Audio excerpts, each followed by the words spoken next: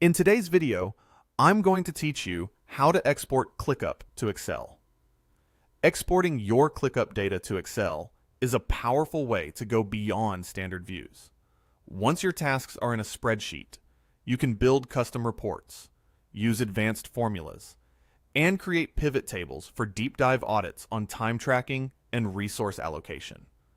It's also handy for offline backups, sharing status updates with stakeholders who don't have access to your workspace, and preparing data for accounting or tax software. Let's start by signing into ClickUp. Make sure you're using the correct credentials and that you're in the right workspace. If you have more than one workspace, confirm the one you want to export from before moving on, so your results match what you expect.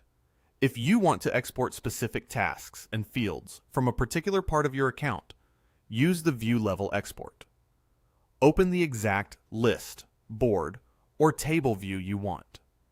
Before exporting, check the filters, grouping, sorting, and especially the columns you need. Click the Customize Gear icon in the top right corner to show or hide columns, so only the relevant fields are visible. Then choose Export View. You'll be asked what to export. Visible columns will give you exactly what you see on screen. All columns will include every available field, whether it's visible or not. And task names only is great when you just need a quick list. Next, pick your file format. Choose Excel if you plan to use formatting, pivot tables, and formulas right away. Choose CSV if you prefer a lightweight file for very large datasets, or if another tool specifically requires CSV. Click Download, and your file will save to your default Downloads folder. If export is grayed out, check your permissions or ask an admin to enable exporting for your role.